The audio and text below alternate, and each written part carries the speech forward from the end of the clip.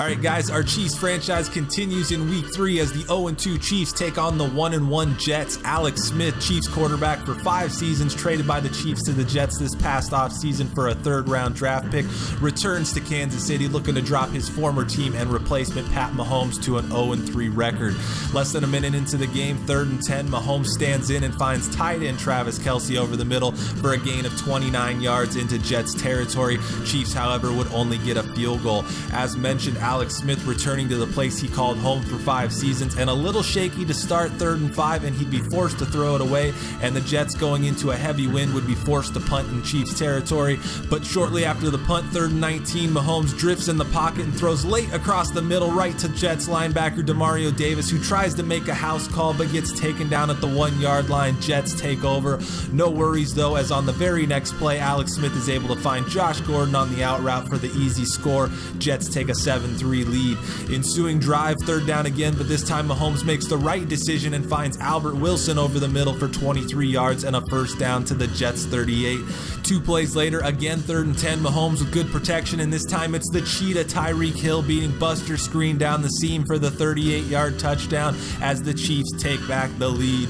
After a Jets punt, Chiefs from their own 10-yard line, and Mahomes is going to uncork one deep into one-on-one coverage, and this time Hill is able to beat Darryl Roberts for a gain of 31 yards. First play of the 2nd quarter, Mahomes with the play fake and continues to deal, this time finding Travis Kelce over the middle for another 1st down and a gain of 18 yards. 1 play later, Mahomes with great protection again, and then look at the diving catch made by Tyreek Hill for a gain of 17 yards, putting the Chiefs on the edge of the red zone. Then Mahomes says, you know what, I'm tired of throwing, rolls away from the nickel blitz, picks up a block, and fights his way down to the 3-yard line, setting up a 1st and goal. But if you've played all Madden long enough, you can feel things like this coming. Toss to Kareem Hunt, who is hit sticked on a seemingly soft tackle, fumbles, Muhammad Wilkerson picks it up and is off to the races, but quickly and completely runs out of gas. Jets take over at their own 31-yard line. Jets making their way into Chiefs territory when on 3rd and 6, Alex Smith hits Austin Seferian-Jenkins, who looks like he gets in but would be marked down inside the 1-yard line. No challenge from New York. 1st and goal, Elijah McGuire stuffed in the backfield by Derek Johnson. 2nd and goal, again McGuire with nowhere to go as Reggie Ragland stands him up for no gain. And then on 3rd and goal, again McGuire with the carry, but Terrence Mitchell this time shoots the gap and takes him down shy of the goal line. Jets would settle for a Josh Lambo field goal. 5th play of the ensuing drive, Jets bring a blitz. Mahomes reads it and throws it up for Chris Conley, who comes down with the 32-yard catch and a Chiefs 1st down. But 4 plays later, Mahomes looking to throw, then looking to run, but the Jets are all over him as they take him down for the sack. Chiefs kick a field goal to take a 13-10 lead. Jets with a minute to go and looking to attack. Smith finds Josh Gordon over the middle for 24 yards into Chief territory, one of his 5 catches on the day. Next play, Smith finds Seferian-Jenkins for another big gain, this time for 28 yards, and the Jets are in business.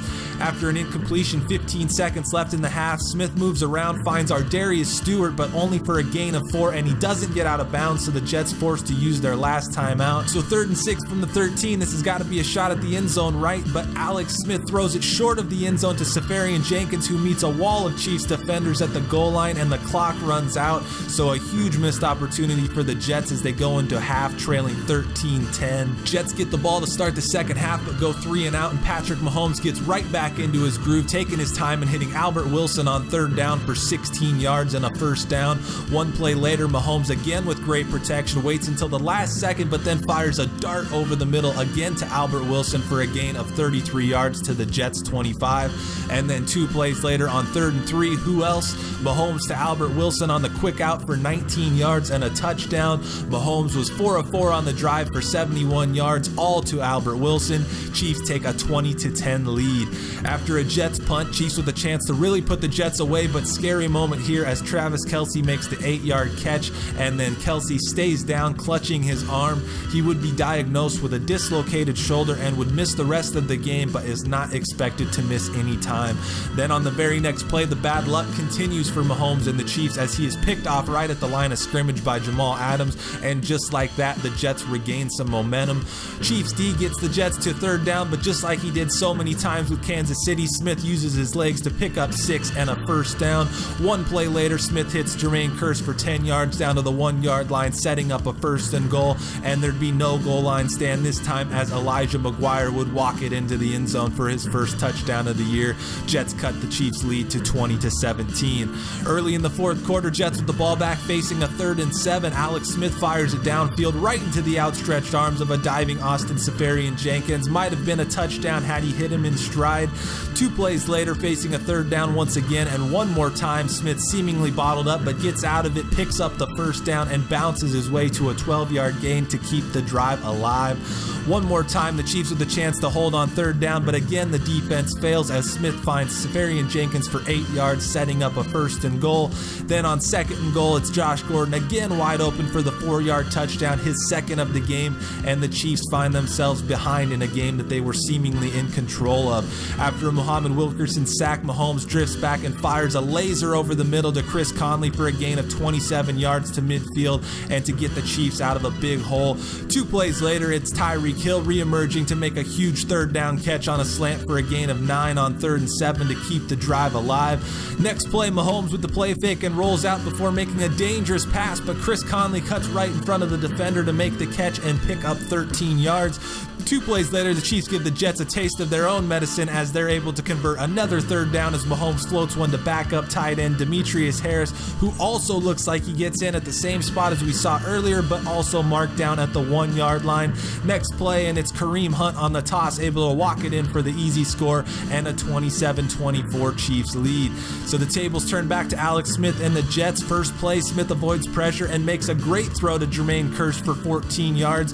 Next play, it's Robbie Anderson coming back to the ball for a 13-yard catch across midfield for another Jets 1st down. But then on the next play, you hate to see this, Smith surveys, starts to scramble, and tries to get around Justin Houston, who wraps him up and throws him down awkwardly. Smith would stay down and would end up being helped off the field. Initial reports are a dislocated hip, and he's going to miss up to 2 months. Tough break for the Jets. And then with backup Sam Bradford also injured, that brings in 3rd stringer Bryce Petty. After an incompletion on his first attempt, Petty would find Robbie Anderson for 14 yards, setting up a 4th and 5. And then on 4th down, Petty is able to find Mr. Reliable on the day, Austin Seferian-Jenkins, for a gain of 11 yards. Jets hurrying it up. Petty hits Ardarius Stewart for a gain of 9 and continue to hurry it up. Stewart again over the middle, this time for a gain of 6. Jets rush to the line, and then Petty keeps it for an 8-yard run inside the 10-yard line. After an incompletion on 3rd and 2, Petty looks left and is able to find a wide open Josh Gordon at the 5, who turns the corner and leaps into the end zone for his 3rd touchdown of the game to give the Jets a 31-27 lead with a minute 2 to go. Chiefs still with all 3 timeouts though and need a touchdown. First play, it's Tyreek Hill on the crosser for 7 yards. Mahomes gets them to the line quick and then hits a diving Demetrius Harris on the crosser again, this time for 6 yards near midfield. Chiefs would spend their first timeout. Out of the timeout, Mahomes to his new favorite target, replacement tight end Demetrius Harris makes the catch and rumbles to the Jets 38 for a gain of 17 yards, and the Chiefs would use their 2nd timeout. And then after an incompletion, 2nd and 10 from the 38, Jets bring the blitz and Mahomes lofts a ball down the near sideline into the waiting arms of Tyreek Hill, who once again beats Darryl Roberts for the score with 25 seconds to go. Chiefs up 2 pending the ever important extra point, which is up and good by Harrison Butker. So the Jets and Petty with one last chance. However, they would be heading into a strong Kansas City win. First play, Petty hits Seferian-Jenkins, who gets out of bounds but only for a gain of 7. Next play, Petty buys time and finds Alex Collins for a gain of 10 near midfield. Jets timeout with 13 seconds to go.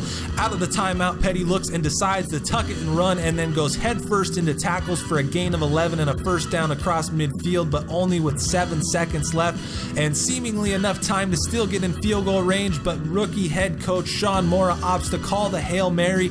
Petty chucks pops it up, but it falls incomplete with 2 seconds to go. And then on the last play of the game, Petty and the Jets with no choice but to throw it up into the end zone, and everybody's there, but it's too strong and out of the back of the end zone to end the game. So in the end, it's Patrick Mahomes throwing for 439 yards and 3 touchdowns to outduel his former mentor Alex Smith, who throws for 244 yards of his own, but for the second straight season suffers a severe injury that will cause him to miss significant time. The Chiefs move to 1-2 and are finally able to find a way to outpace their defense, and will pack their bags and look to take their high-flying attack even higher when they travel to Mile High next week to play the Broncos. Alright guys, so that was a pretty exciting game. This season is already playing out a lot like the first one that I played, in that every game has been close and seems to come down to the very end.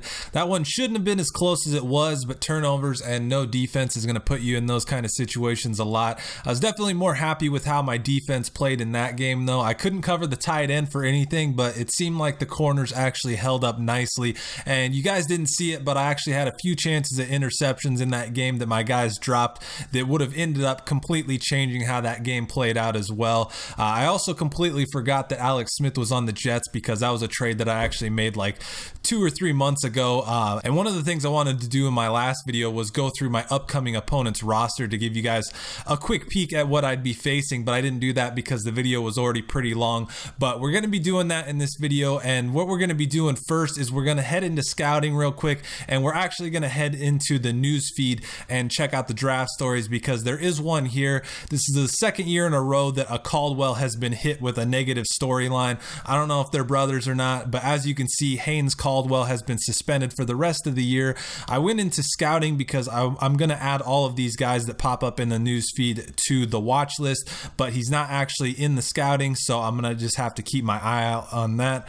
Moving into the actual scouting though, I was going to take a look at some more corners, but I figured I'd change it up a little bit and look at some wide receivers. And basically what I'm going to be looking for here is something similar to what the real life Chiefs went after with Sammy Watkins, and that's a bigger receiver to pair with Tyreek Hill. Doesn't need to be a burner, just a guy that can hopefully get open and has a little bit of size. So we're going to start here with Kewan Thornhill, who looks nice. We're going to add him to the watch list. Perry Dre, again, not too bad. Jawan Leonard, again, not too bad with the ratings. I like that B+ catching traffic. Carol Baptiste is a little bit smaller, but maybe an Antonio Brown type receiver. Crosby Hurst out of Wisconsin, again, not bad. And then Curtis Justice here for the last of our scouting points. I'm going to add all of these guys to the watch list because they all seem pretty decent. And then I do have an injury big decision for Shelby Harris here, but I've actually liked how Scott Crichton has played for him so far. So we're just going to let him sit for another week and get him back to full health and let Scott Crichton start another week. And then now here we're going to take a look at the Broncos real quick, who is our next opponent. Trevor Siemian still at quarterback, so I should have decent luck there hopefully, but on all Madden you never really know. CJ Anderson at running back. They still have good wide receivers as well with Demaryius Thomas and Emmanuel Sanders. Good tight end with Ladarius Green, so hopefully he doesn't torch me like Safarian Jenkins did. Their O-line doesn't look that great, so hopefully we can take advantage of that. Their D-line doesn't look that great either, so maybe I'll be able to get the running game going, but their linebackers are pretty good. Obviously Von Miller at 99 there. Really good corners and pretty much the exact opposite of what I have. Decent safeties, and they actually have a rookie strong safety starting with Bradley Short there, but I did beat the Broncos twice last year, so hopefully I'll be able to keep that up, but we'll see with that. And then lastly, I'm starting to get into player negotiations, but I think I'm going to let those ride until the end of the year. But let me know if you guys want to see those done within these videos as well, and I'll actually do that in the next one. But getting into some around the league news, taking a look at scores from the past week, the Colts go on the road to take down the Texans 35-14. Patriots and Tom Brady get their first win of the year in Miami. Saints take down the Redskins at home. Lions over the Bucks. Bills move to 3-0 with a big road win over the Packers. Jags win 35-14 over the Giants. Bengals, Eagles, and Vikings all get home divisional wins. 49ers take down the Panthers in overtime. Seahawks hammer the Raiders. Rams and Broncos with home victories. Chargers over the Titans, and the Falcons take down the Steelers on Monday night.